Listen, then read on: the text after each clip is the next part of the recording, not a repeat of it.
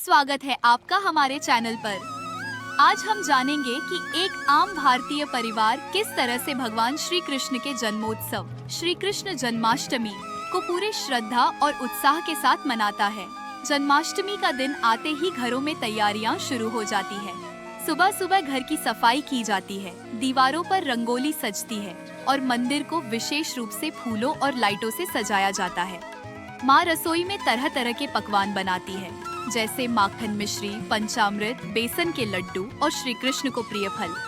बच्चे घर में झांकी तैयार करते हैं, जहां कृष्ण जन्म, कंस वध, गोवर्धन पर्वत उठाना जैसे दृश्य बनाए जाते हैं। शाम होते ही सभी पारिवारिक सदस्य पारंपरिक वस्त्र पहनते हैं। महिलाएं साड़ी, पुरुष कुर्ता पायजामा और बच्चे तो कभी कभी नटखट बाल गोपाल बनकर ही सभी का मन मोह लेते हैं।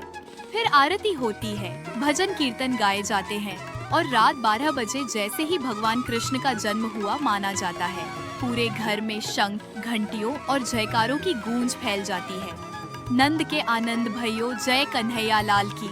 उसके बाद सभी लोग भगवान को झूले में झुलाते हैं, प्रसाद बांटते हैं और एक साथ बैठकर कथा सुनते हैं या वीडियो कहानियां देखते हैं।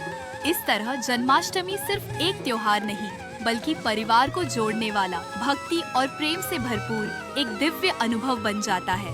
तो आइए जानते हैं कि एक परिवार कैसे श्री कृष्ण जन्माष्टमी का त्योहार मनाता है और जानते हैं एक भारतीय परिवार की भावनाओं से भरी सच्ची सी कहानी। शाम के 5 बज चुके हैं। एक मध्यम वर्गीय परिवार के छोटे से घर में हलचल शुरू हो चुकी है। दीवारों पर सजावट की जा रही है, फूलों की माला गूंथी जा रही है और रसोई से आ रही है घी और इलायची की मीठी सी खुशबू, क्योंकि आज श्री कृष्ण जन्माष्टमी है।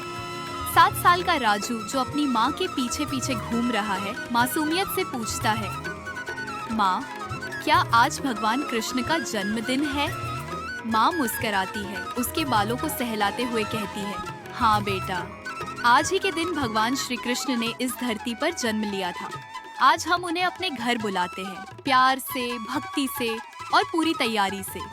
घर की सजावट शुरू हो चुकी है। दरवाजों पर रंग बिरंगे तोरण टांगे जा रहे हैं, दीवारों पर बाल गोपाल के पोस्टर और आंगन में झूला सजाया जा रहा है। छोटा सा सुंदर सा झूला, क्योंकि उसमें बैठेंगे नन्हे बाल गोपाल। रसोई में माँ बना रही है जन्माष्टमी के खास पकवान, माखन मिश्री, धनिया पंजीरी, साबूदाने की खिचड़ी और गर्मा गर्म मावा के लड्डू। राजू चुपके से 1 चम्मच माखन उठाता है। माँ देख लेती है पर मुस्कुराकर कहती है, कृष्ण भी तो ऐसे ही चोरी से माखन खाते थे। रात होने लगी है। घर की लाइट धीमी कर दी गई है, दिए और अगरबत्तियां जल चुकी है। भक्ति का संगीत हवा में घुल गया है। घड़ी की सुई जैसे जैसे 12 के पास जा रही है, मन और भी श्रद्धा से भरता जा रहा है और ठीक रात के 12 बजे घर गूंज उठता है, नंद के घर आनंद भयो जय कन्हैया लाल की।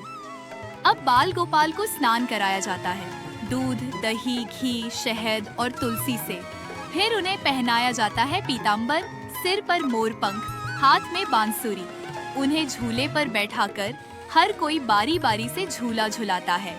माँ राजू से कहती है, आज तुम कृष्ण बनोगे। राजू को पहनाया जाता है मुकुट, बांसुरी और पीताम्बर। घर में झांकी होती है, बच्चे बनते हैं राधा, कृष्ण, यशोदा और शुरू होती है नन्ही सी कृष्ण लीला। और वहीं दादी सॉफ्टली कहती है, बच्चों याद रखना, भक्ति का असली अर्थ सिर्फ पूजा नहीं, सेवा भी है। फिर परिवार मिलकर पास की बस्ती में जाते हैं, फल, मिठाई और कपड़े बांटते हैं। छोटे छोटे बच्चों की मुस्कान मानो श्री कृष्ण का आशीर्वाद हो। जन्माष्टमी केवल एक त्योहार नहीं, ये एक अवसर है अपने घर को गोकुल बनाने का, अपने बच्चों को श्री कृष्ण के संस्कार देने का और अपने जीवन में प्रेम, सेवा और भक्ति का रंग भरने का। तो इस जन्माष्टमी आप भी झूला सजाइए, माखन मिश्री बनाइए, भजन गाइए और दिल से कहिए, जय श्री कृष्ण।